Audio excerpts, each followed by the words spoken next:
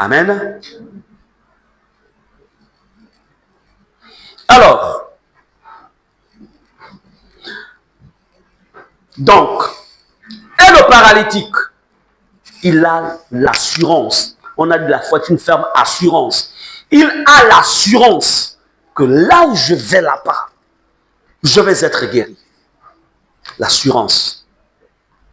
Il n'a pas vu le nombre d'années qu'il a passé sur ce lit. Il a mis tout ça en arrière. Ses amis, on ne sait pas ce que les amis, c'est des parents, mais bref, on dit, et voici des gens. Je pense quand même que c'était des parents, on dit voici des parents. Donc c'était des camarades, des amis, soit du village et autres. Ils le prennent. Ils parcourent une bonne distance. Ils arrivent. Alors, la Bible nous dit, et voici des gens portant sur un lit un homme qui était paralytique, cherchaient à le faire rentrer et le placer sous ses regards. Donc Jésus est comme ici. Donc toute la salle est bondée. Devant la porte, il y a foule. Donc, ils ne peuvent pas entrer. Pour eux, Jésus doit le voir. Il veut que Jésus le voie. C'est-à-dire qu'il ne veut pas les miettes. Il veut la plénitude. Alors, le risque, hein, nous sommes sur le risque de la foi. Ce n'est pas leur maison. C'est la maison du voisin. Et peut-être qu'ils ne se connaissent même pas.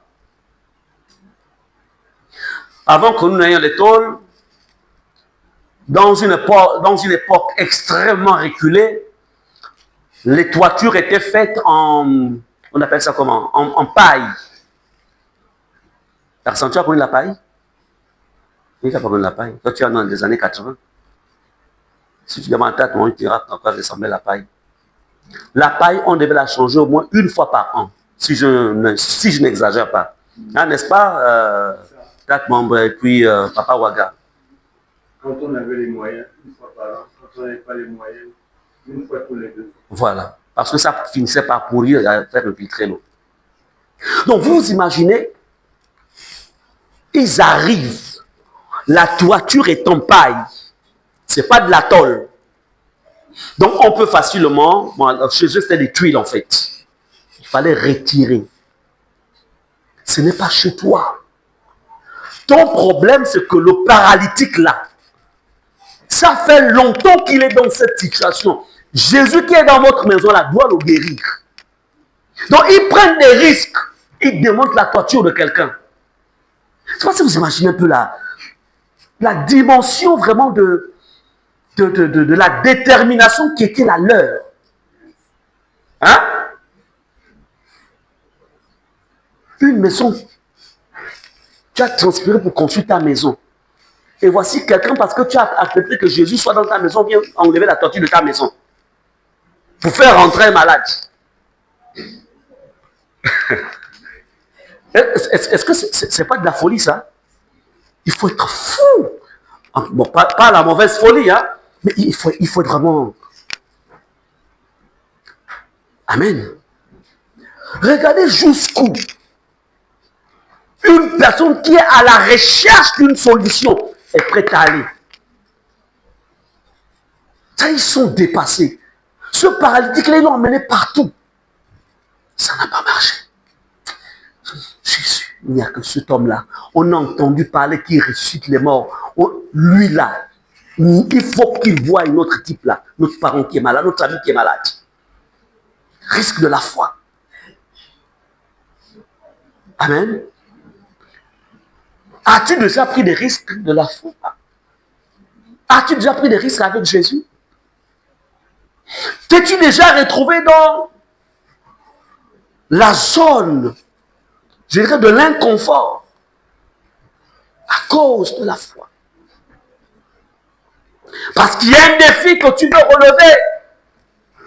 Il y a des défis pour qu'ils soient relevés. Tu es obligé de sortir de ta zone de confort. Tu es obligé. Amen. Risque de la foi. On nous dit au verset 19, comme il ne savait pas où l'introduire, puisque l'entrée était bondée de monde,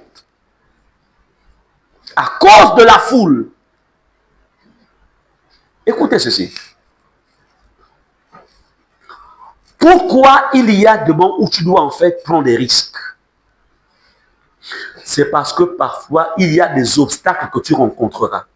Écoutez, obstacle ne veut pas dire qu'il n'y a pas de solution. Non. Déjà, n'oublions pas que c'est un paralytique. Il est sur un lit. Donc, quand ils arrivent, ils doivent monter. Ça veut dire qu'ils doivent le déstabiliser. On est d'accord? Il faut le faire. Donc, il y a deux qui sont en haut, deux en bas, ils étaient peut-être trois en haut. Donc, voici le paralytique. Quand on le soulève de manière, quand il est à une position, je pense que c'est vertical, hein? Quand on le... Là, il n'y a pas de problème. Mais qu'ils vont le faire, c'est-à-dire, on le déstabilise. Il faut venir, non, vous allez me faire tomber. Non, il accepte. Parce que pour lui, même si je dois tomber, celui qui est là-bas, à l'intérieur, là, il va me guérir. Amen. Risque de la foi.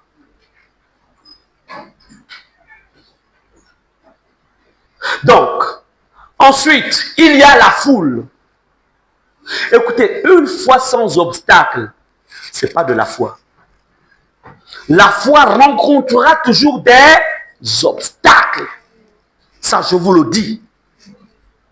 Allez-y poser la question à Moïse. Derrière, il y a Pharaon. Devant, il y a la mer. Au milieu, il y a le peuple qui dit on va te lapider. Nous, on était mieux là-bas en Égypte. Maintenant, si tu veux que nos cadavres là tombent ici, là, c'est d'abord le tien qui va tomber. Amen. Risque de la foi. La foi prend toujours des risques. Quel est le risque que tu as déjà pris pour que ta foi fasse déplacer cette montagne? Risque de la foi. Amen. Risque de la foi. Comme ils ne savaient pas où l'introduire à cause de la foule, ils montèrent sur le toit et ils le descendirent par une ouverture avec son lit au milieu de l'assemblée devant les gens. C'est-à-dire que les gens voient seulement, même le propriétaire voit que sa maison, il y a quelqu'un qui est en train de gratter sur lui. Il voit un gros trou béant. Il voit des gens qui font descendre le malade. C'est-à-dire que le propriétaire a dit, je rêve ou c'est vraiment la vérité. Parce que cette toiture, je viens de la refaire. Mais je suis sûr que les finances qu'avait Jésus, il a dû les remettre comme prendre une partie pour réparer le toit là. Ça, j'en suis sûr. Ce qui me merveille là-dedans, c'est que ces hommes-là, en fait, ne se sont pas attardés sur les obstacles. Amen. Non. Il y avait beaucoup d'obstacles. Mais leur objectif, ils voulaient une seule chose. La guérison. Il doit marcher. Amen. Pour eux, il doit marcher. Qu'il y ait foule ou pas foule, ce n'est pas notre problème. Toiture ou pas toiture, ce n'est pas notre problème. Nous voulons tout simplement que Jésus voit notre parent là. Il doit marcher. Bien-aimé, la foi prend des risques. Si tu ne sais pas prendre des risques, il y a des combats que tu ne gagneras pas. Pas parce qu'il est impossible que Dieu le fasse, mais parce que ta foi n'est pas aussi élevée pour pouvoir prendre des risques. Et lorsque tu rentres dans la dimension du risque, quand tu acceptes de marcher dans ce couloir, je voudrais te dire une chose. On commencera à te prendre pour un fou. Tu seras critiqué, tu seras blâmé, tu seras même rejeté parce qu'on dira, je ne sais pas ce qui se passe avec toi. Comment comprendre un couple qui ont passé plus d'une quarantaine d'années de mariage? Non, pas 40 ans. Parce que si Abraham avait 100 ans et que Sarah avait 90 ans, et en ce temps-là, les gens se mariaient très tôt. C'est-à-dire, la femme pouvait avoir 16 ans ou 15 ans, et l'homme, bon, si Sarah avait 15 ans ou 14 ans, on estime que Abraham, lui, plus 10 ans, on est dans les 24 ans. On est d'accord? Donc, de l'âge de 24 ans ou de 25 ans jusqu'à 100 ans, non, en un mot, 75 ans de vie commune sans enfant. On est d'accord? Amen? On essaie d'évaluer. Dieu envoie le Fils unique. Et Dieu dit à Abraham, donne-moi ton unique là. Attends, mais il faut avoir la folie de la foi. Pour dire, ok, et quand il dit donne-le-moi, ce n'est pas que prends-le, tu me le le gars, il dit sacrifie-le-moi. Amen. C'est-à-dire, il faut qu'il cesse de vivre. Wow. Et entre-temps, en amont, Dieu avait déjà fait des promesses à Abraham. Que tu auras en fait tu auras une postérité en fait au-delà, comme le sable de la mer. Comme le sable de la mer.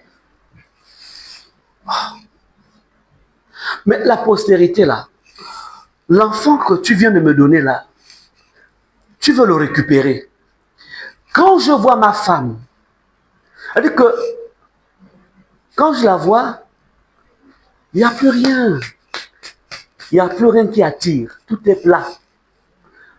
Et même lui-même, il est même plus plat. Maintenant, la promesse là, ça va se réaliser comment? Amen. Mais il croit, Abraham croit. Et il accepte de prendre son lit. Il monte, il va sur la montagne. Attends, ce n'est pas de la folie. Hein? On appelle ça la folie de la foi. Amen. Donc la foi a un niveau, c'est-à-dire qu'il y a un niveau de foi où tu deviens fou par rapport aux hommes, mais sage par rapport à Dieu.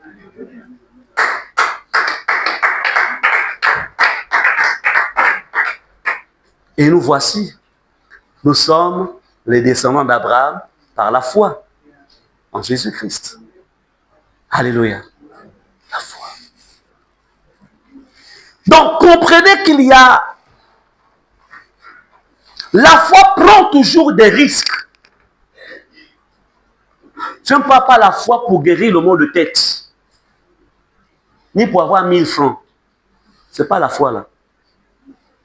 Je parle des combats de hauteur et de valeur.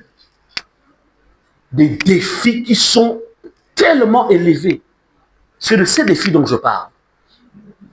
Et chacun d'entre nous ici, nous avons des défis. Chacun d'entre nous, on a des défis. Mon défi n'est pas similaire au tien. Ton défi n'est pas similaire au mien. Mais ce qui est vrai, c'est que nous avons tous des défis. C'est pourquoi Dieu nous dit aujourd'hui, apprenez à prendre des risques. Apprenez à prendre des risques.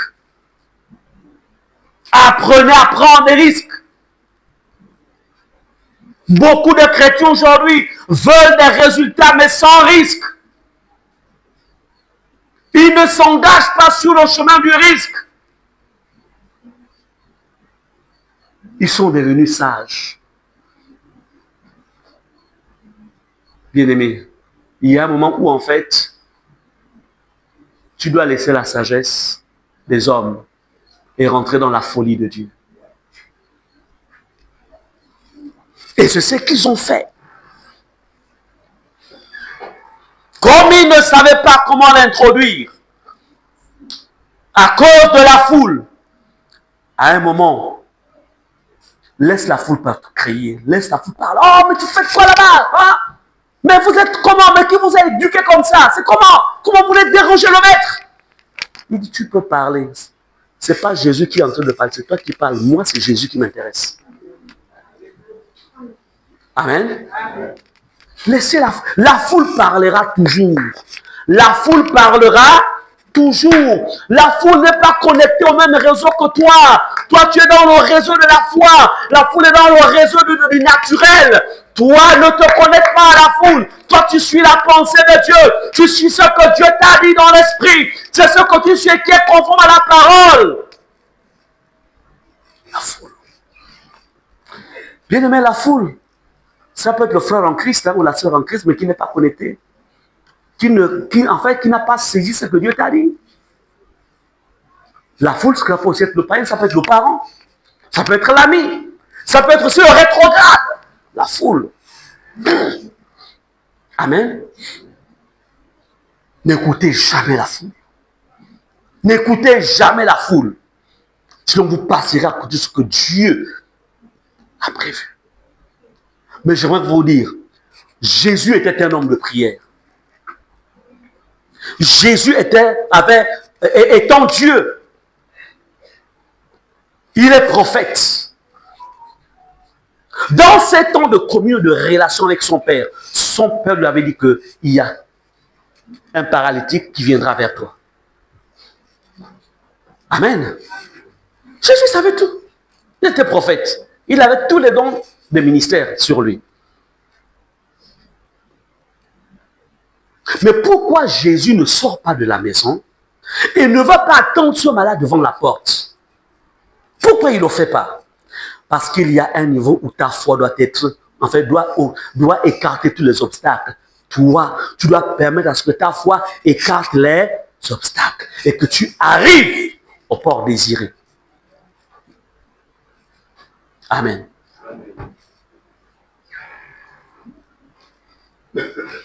Regardez le verset 20. Voyons leur foi. Verset 20. Voyons leur foi. Wow. Qui? Dit, Jésus dit, homme, tes péchés te sont pardonnés. Vous vous rendez compte? Donc, Jésus ne pose pas la question de mais oui, vous venez, il y a un problème. Non. C'est-à-dire que toute la démarche, toute la procédure qu'ils ont utilisée, Jésus, non, ils sont pleins de foi.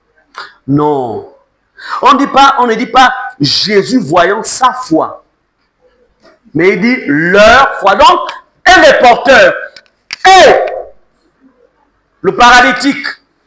C'est pour dire que dans des temps difficiles, fais attention, ne te fais pas accompagner par n'importe qui. Ne te fais pas accompagner par les plaintifs, les gens qui se plaignent. Ne te fais pas accompagner par les gens qui sont remplis de doutes, de jugements, de raisonnements. Ils sont trop sages selon le monde. Ne te fais pas accompagner de ces gens-là. Ils vont étouffer ta foi. Il est mieux de te battre seul que de te battre avec des incrédules à côté de toi. Amen. Jésus voyant leur foi. Il y a des victoires que vous ne pouvez pas gagner à cause de ceux qui sont autour de vous. Mais ce qui a aidé ce paralytique, c'est parce que ceux qui étaient avec lui, ceux qui l'ont accompagné dans l'intercession, ceux qui l'ont accompagné dans la prière, ceux qui l'ont accompagné étaient tous dans la foi.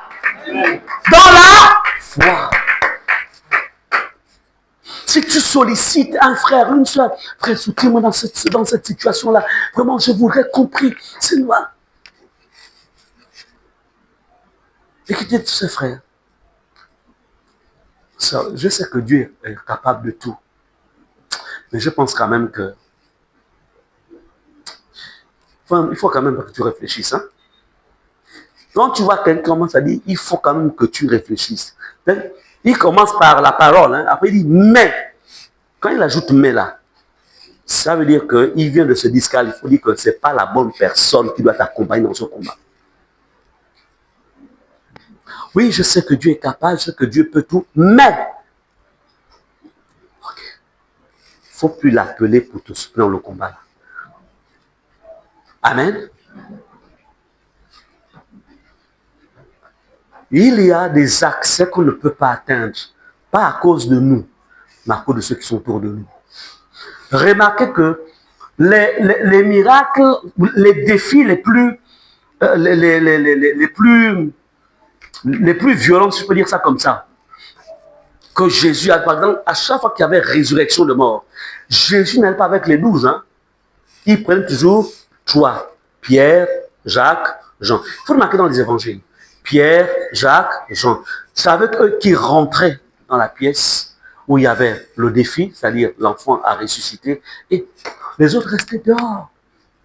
Il y a un niveau où tu ne dois pas rentrer avec n'importe qui.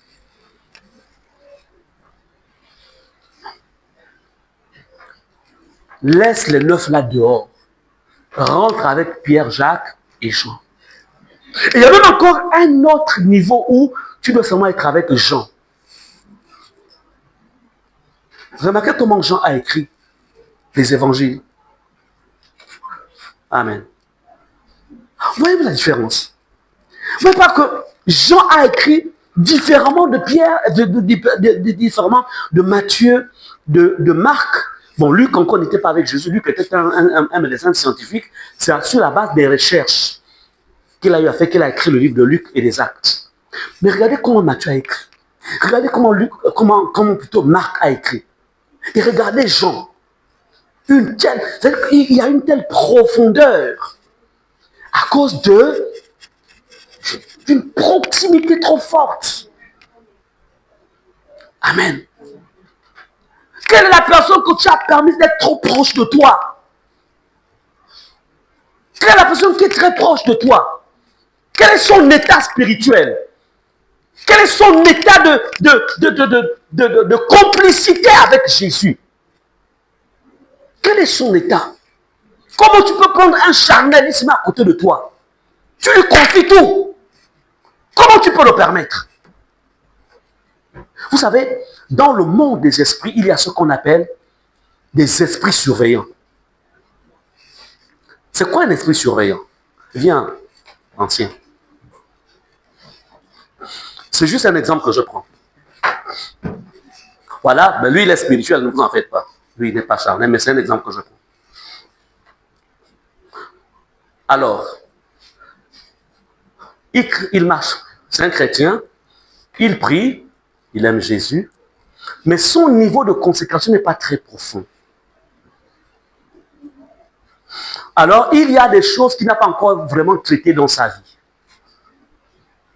Et à cause de ça, à cause de toutes les portes qui sont ouvertes, un esprit surveillant le suit. Souvent, les esprits surveillants viennent souvent ça vient des familles, en fait. Vous savez, dans chaque famille, il y a ce qu'on appelle les esprits familiers. Donc, ils vont libérer. Non, c'est vrai, il est chrétien, mais il n'est pas très consacré avec Jésus. Il n'est pas très engagé. Mais il y a un esprit surveillant. Et puis ensuite, voilà, mon tac m'en vient ici. Le diacre. C'est parce que tu vas commencer à voir qui c'est là-bas pendant que tu regardes au ciel. Les anges. Les anges, hein. Il faut que tu me dises comment ils sont habillés. Bon, voilà. Alors, maintenant, lui, il a des défis personnels. Cet esprit surveillant-là, il fait office de quoi? Il surveille tous ses actes. Amen. Donc, quand il parle, ils écoutent. Comme il n'est pas très engagé avec Jésus. Parce que quand on est engagé avec Christ, on est barricadé. Le sang de Jésus nous couvre. Mais malheureusement, il n'est pas barricadé. Il n'est pas vraiment sérieux avec Jésus. Donc, tout ce qu'il raconte, tout ce qu'il fait, Donc, il va à gauche. Donc, il est souriant. En fait, c'est un esprit satellite mystique. Tout ce qu'il fait. Et parfois, il a des blocages. Tout. Et lui, par sentiment,